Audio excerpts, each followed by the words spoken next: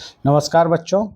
आज हम class 12th accounts subject में फर्स्ट चैप्टर पार्टनरशिप, जो फंडामेंटल पार्टनरशिप है उसके बारे में चर्चा करेंगे। आप चाहे हिंदी मीडियम से हो चाहे इंग्लिश मीडियम से हो, दोनों के लिए ये वीडियो है। तो स्टार्ट करते हैं आज का वीडियो।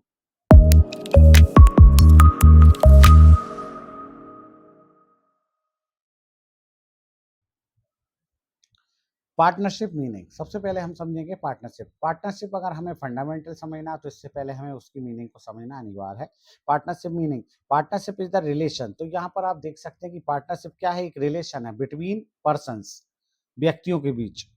हु हैव एग्रीड, जो कि तैयार हैं, काय के लिए तैयार हैं, टू शेयर द प्रॉफिट, लाभ को बांटने के लिए, ऑफ अ बिजनेस, किससे, बिजनेस से होने वाला, कैरिड ऑन बाय ऑल, जिसको कैरिड कौन कर रहे हैं, सभी मिल के कर रहे हैं, या any of them acting for all, या सभी की सहमति से कोई एक कर रहा है। तो यहाँ पे आप देख सकते हैं सबसे पहले हमारे पास क्या आया कि पार्टनरशिप जो है रिलेशन है बिटवीन पर्सन्स, मतलब व्यक्तियों के बीच जो रिलेशन होता है वो ही पार्टनरशिप है। तो क्या रिलेशन है, हु हैव एग्रीड, जो कि एक एग्रीमेंट द्वारा तैयार हुए हैं, काय के लिए तैयार हुए हैं, शेयर ऑफ प्रॉफिट, लाभ बांटने के लिए, ऑफ अ बिजनेस, एक बिजनेस से। तो ये जो मीनिंग है, इस मीनिंग में आप देख सकते हैं कि इसके कैरेक्टर्स, फीचर्स छुपे हुए हैं। चलिए मीनिंग के बाद हम समझते हैं कि पार्टनरशिप की फीचर्स क्या हैं। तो कोई भी जब पार्टनरशिप होगी तो पार्टनरशिप में क्या रहेगा, सबसे पहला रहेगा टू आर मोर पर्सन। ये आप देख सकते हैं कि यहाँ पर दो या दो से अधिक व्यक्तियों का होना अनिवार्य रहेगा। क्यों रहेगा, क्योंकि इसमें मीनिंग में स्पष्ट लिखा था पार्टनरशिप इज द रिलेशन।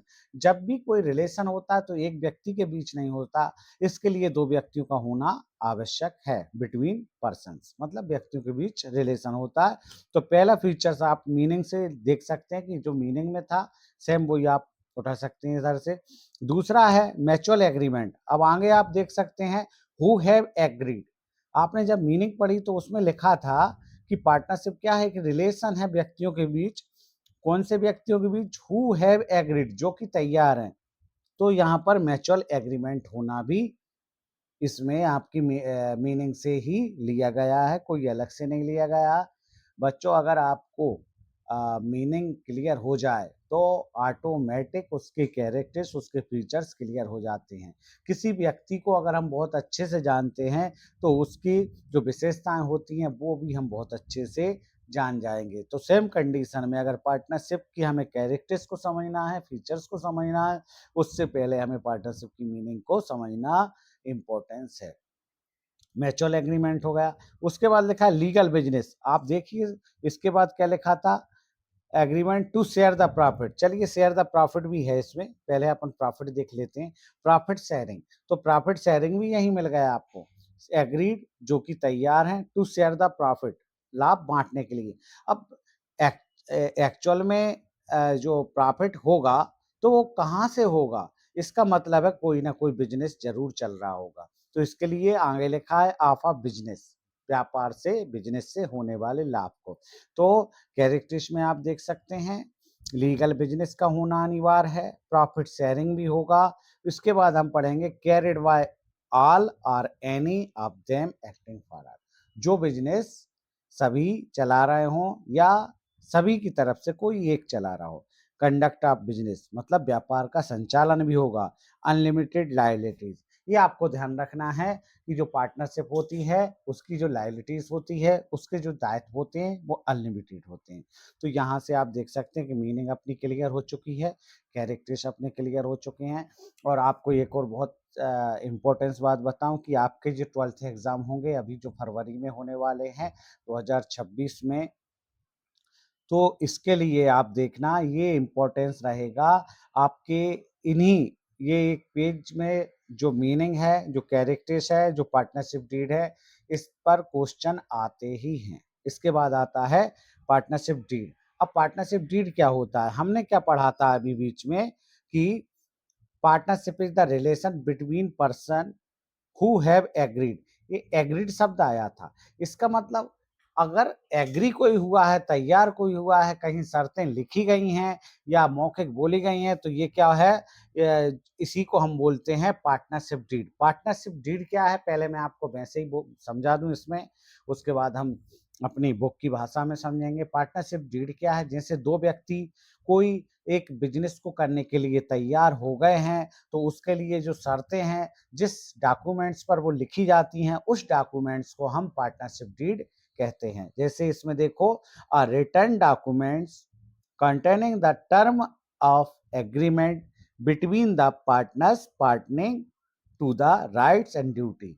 जो हमारे पार्टनर्स हैं, उनकी जो भी ड्यूटीज हैं और जो राइट्स हैं, उनके अधिकार और दायित्वों को जिस डॉक्यूमेंट्स में लिखा गया है, उस डॉक्यूमेंट्स को हम पार्टनरशिप एग्रीमेंट कहते हैं। Of partners is known as the partnership deed and partnership agreement. याद रखना है इसमें, पार्टनरशिप डीड नॉट कंपलसरी। याद रखना, पार्टनरशिप डीड कंपलसरी नहीं होती। ये क्वेश्चन आप देख सकते हैं 2 4 5 साल के पेपर उठाकर, ये क्वेश्चन बार बार आता है, ऑब्जेक्टिव टाइप क्वेश्चन में आता है कि पार्टनरशिप डीड क्या है, कंपलसरी या नॉट कंपलसरी। इसका मतलब है कि पार्टनरशिप डीड हम बना भी सकते हैं और नहीं भी बना सकते। और इसके बाद जो पार्टनरशिप डीड है, यहाँ पर क्या लिखा है, आ रिटन डॉक्यूमेंट्स। जो रिटन डॉक्यूमेंट्स है वो पार्टनरशिप डीड है। पार्टनरशिप डीड का ध्यान रखना, ओरल भी होता है, रिटन भी होता है। जैसे मान लो हम दो व्यक्ति अगर कोई बिजनेस करना चाहें, एक दूसरे पर अच्छा भरोसा है, तो मौके की बात कर ली कि ये बिजनेस हम कर रहे हैं, 1 साल के लिए हम बिजनेस करेंगे, दोनों आधा आधा पैसा इसमें लगाते हैं और जो लाभ होगा वो भी हम आधा आधा कर लेंगे। एक्चुअली में पार्टनरशिप डीड में लिखा क्या जाता है, जो लिखा जाता है उसे हम क्या कहते हैं, कंटेंट्स ऑफ पार्टनरशिप डीड का। पार्टनरशिप डीड के कंटेंट्स जो कि बहुत सारे हैं, 20 22 कंटेंट आपको मिल जाएंगे, बुक उठा के देखना।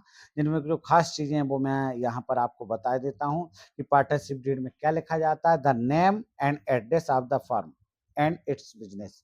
जिस बिजनेस को हम कर रहे हैं, जो फर्म हम चलाने जा रहे हैं, उस फर्म का नेम, एड्रेस ये लिखा रहेगा, उसकी लोकेशन लिखी रहेगी, प्रोडक्ट का नाम लिखा रहेगा। ये इस तरह से हम 20 22 इसके कंटेंट बना सकते हैं।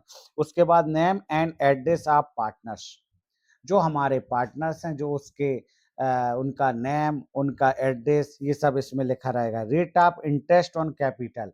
जब व्यापार में हम पैसा लगाएंगे, जब पैसा लगाएंगे तो उसमें आप देखना कि कैपिटल लगाएंगे तो कैपिटल पर कितना इंटरेस्ट लेंगे, ड्राइंग पर कितना इंटरेस्ट देंगे, अगर कोई पार्टनर्स ने लोन दिया तो उस पर कितना इंटरेस्ट रहेगा। ये सब बातें पार्टनरशिप डीड में लिखी जाती हैं। उसके बाद प्रॉफिटिंग शेयरिंग रेशो, जो हमारा PSR है, जिस पर हमारे टोटल सवालों का होना है, मतलब प्रॉफिट या लॉस।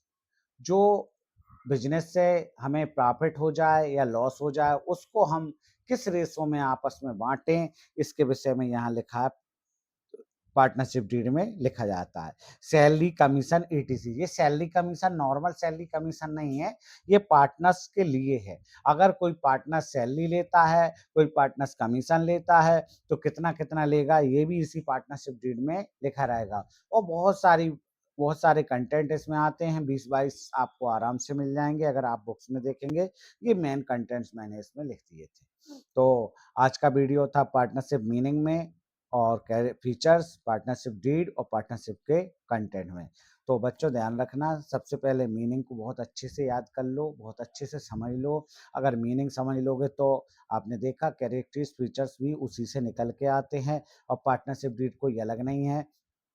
जो शर्तें वगैरह हमारी जिस डॉक्यूमेंट्स में लिखी जाती हैं उसको पार्टनरशिप डीड कहते हैं। और उसमें जो बिजनेस होता है उससे ज़रूरी जो भी जानकारियाँ होती हैं वो सब पार्टनरशिप डीड में लिखी जाती हैं। तो वीडियो अच्छा लगे तो लाइक और शेयर करना ना भूलें। आगे आपको अगर परमानेंट इस चैनल पर बने रहना है और आगे की भी पढ़ाई जारी रखना है, तो चैनल को सब्सक्राइब करें और रेगुलर मेरी वीडियो आपको मिलती रहेंगी। एग्ज़ाम के टाइम तक आपको टोटल वीडियो मिलेंगी, इम्पोर्टेंस क्वेश्चन भी मिलेंगे। धन्यवाद।